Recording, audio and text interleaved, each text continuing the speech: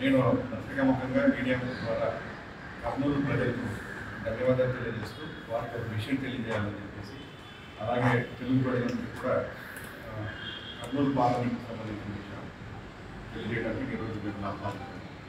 నేను doctor Sanjeev Kumar, Kurnool Lok Sabha MP గట్టిగా మాట్లాడి,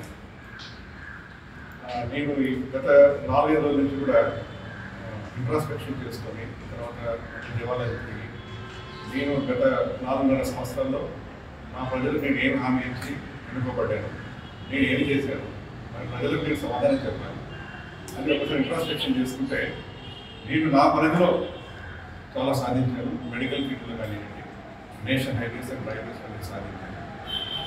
ఇంకా చాలా సాధించాలనుకున్నా కూడా 100%లో కేవలం 10% సాధించుకోగలిగాను. ఈ పత్రికాముఖంగా నేను రాజీనామా సమర్పిస్తున్నాను.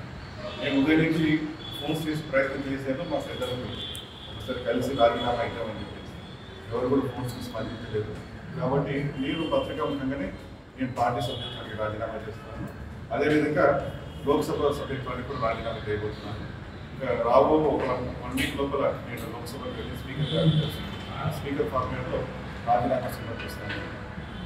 మరి మిత్రులు అడుగుతున్నారు, మీరు ఎందుకు రాజీనామా చేస్తున్నారంటే, పదవిస్తున్నారు, మీరు చేసుకోవడానికి అవకాశం లేకుండా, మా మాట విలువ లేకుండా దాన్ని పెద్దపీట వేయడం అనిపించుకోదు. కేవలం ఏదో మా మొహాలు చూపించేసి బీసీలకు ఏదో చేస్తామని చెప్పడం తప్ప ప్రత్యేకంగా బీసీలకు పవర్ ఉంటే లేదనిపిస్తుంది. సామాజిక బస్ యాత్ర అని చెప్పి ఇప్పుడు బీసీలు పర్పస్ చేస్తున్నారు. నేను దాంట్లో పార్టిసిపేట్ చేశాను. బీసీలు, ఎస్సీ, ఎస్టీ మైనారిటీ లైకింగ్ ఉండాలి. ఎందుకంటే మేము 80% జనాభా ఉన్నాం. మనకి ఇంతవరకు కూడా రాజ్యాధికారి ఎప్పుడు రాలేదు. మేము పుట్టినప్పటి నుంచి కూడా దీని కొరకే పాటుపడుతున్నాం. ఈ పార్టీలో అటువంటి అవకాశం వస్తుందని చెప్పి వచ్చాము. వాళ్ళు మాకు ఇచ్చినట్టే ఇస్తున్నారు కానీ పవరించలేదు.